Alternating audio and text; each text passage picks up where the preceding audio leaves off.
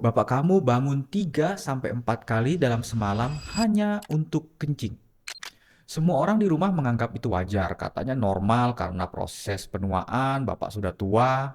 Tapi tidak ada yang tahu bahwa kebiasaan yang dianggap normal itu jangan-jangan ada penyakit di belakangnya. Ada 5 kondisi medis yang serius yang mungkin bisa saja ada di dalam badan ayah kamu.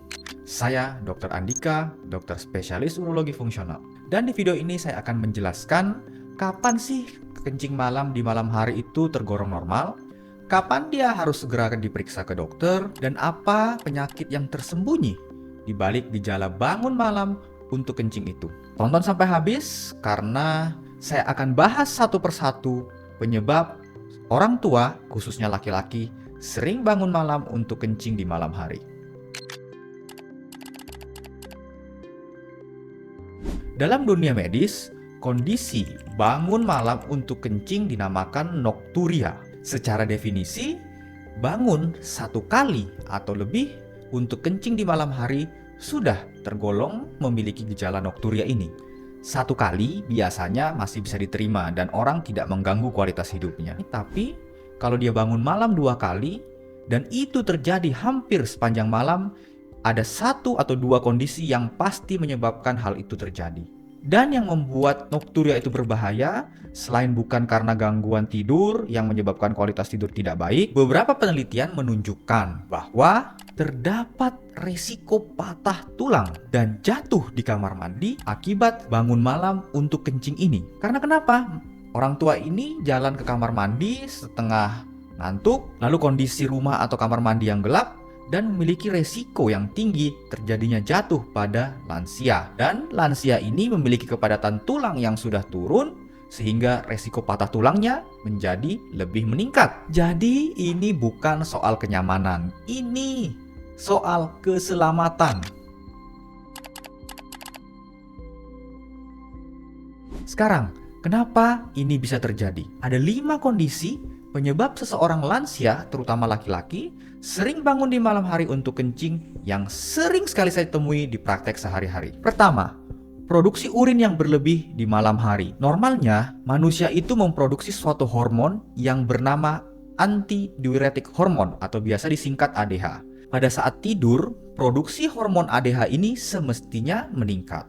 Tetapi pada usia lanjut, produksi hormon ADH ini menurun. Hasilnya, ginjal tetap bekerja dalam kondisi penuh meskipun seseorang lagi tidur. Kandung kemihnya jadi penuh, si pasien jadi terbangun. Ini adalah salah satu penyebab yang paling sering dan sering sekali diabaikan oleh orang-orang. Penyebab kedua, masalah kandung kemih. Ada kondisi di mana kandung kemih ini menjadi oversensitif, terutama pada orang-orang yang lanjut usia. Kita namakan penyakitnya adalah overactive bladder atau disingkat OAB. Kandung kemih karena kapasitasnya kecil akan memberikan sinyal palsu ke otak. Meskipun kapasitasnya kecil, terisi sedikit urin, ada signal ke otak untuk segera ke kamar mandi untuk mengeluarkan air kencingnya atau segera kencing. Jadi, yang bikin terbangun di malam hari bukan karena air kencingnya banyak, tetapi daya tampung kandung kemihnya menurun. Ketiga, pembesaran prostat pada pria. Ini yang paling banyak diketahui orang. Prostat yang membesar akan menekan daerah saluran kencing terutama di sekitar leher kandung kemih. Akibatnya pada saat seseorang kencing,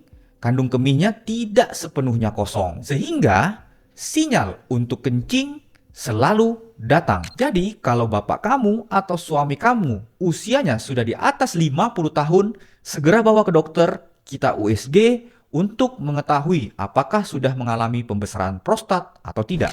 Keempat, diabetes yang tidak terkontrol. Gula darah yang tinggi akan menarik air dari sel tubuh. Akibatnya, ginjal akan berusaha keras untuk membuang kelebihan cairan tersebut. Hasilnya, volume urin akan meningkat baik siang ataupun di malam hari. Pasien juga selalu merasa sering haus. Dan karena dia sering haus, dia sering minum. Akhirnya, kencing jadi semakin banyak. Kalau ada keluarga kamu tiba-tiba nih sering sekali kencing baik siang maupun malam dan sering merasa haus, apalagi berat badannya turun, hati-hati.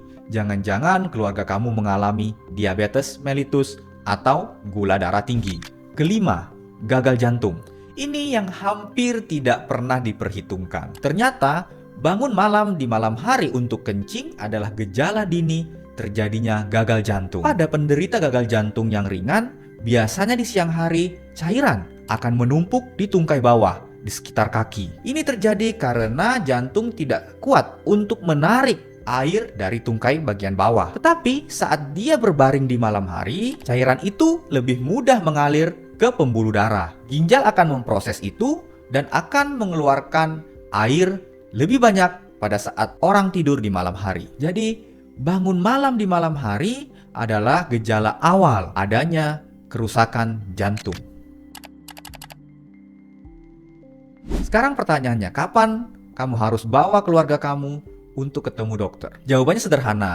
Kalau ada keluarga atau kamu sendiri bangun di atas 2 kali, 2 atau lebih setiap malam, konsisten setiap hari terbangun malam, itu sudah ada tanda-tanda penyakit tertentu. Oleh karena itu, segera bawalah konsultasi ke dokter. Ini bukan karena pasti ada sesuatu yang berbahaya, tapi paling tidak dokter dapat melakukan penapisan awal atau screening.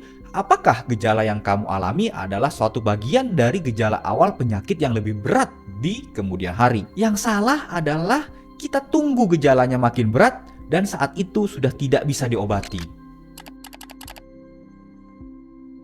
Pada saat kamu datang ke dokter, dia tentu tidak akan langsung memberikan obat untuk mengurangi kencing kamu di malam hari. Biasanya dia akan melakukan wawancara medis, pemeriksaan fisik, dan biasanya kamu akan disuruh mengisi bladder diary atau dalam bahasa Indonesia catatan berkemih harian. Ini sederhana sekali, kamu disuruh menulis berapa jumlah kamu minum, berapa banyak yang air kencing yang keluar, lalu pada saat pertemuan berikutnya dokter akan menganalisa bladder diary tersebut. Lalu kamu juga biasanya akan dilakukan pemeriksaan USG dan pemeriksaan urin serta pemeriksaan darah untuk mengetahui apakah bangun malam hari untuk kencing ini disebabkan oleh penyakit-penyakit seperti diabetes, prostat, atau gagal jantung. Tidak ada prosedur yang menyakitkan di awal, tenang saja. Cukup dengan data yang lengkap, kamu akan mendapatkan diagnosa kenapa kamu menderita penyakit ini, dan tentu pengobatannya akan didiskusikan lebih lanjut.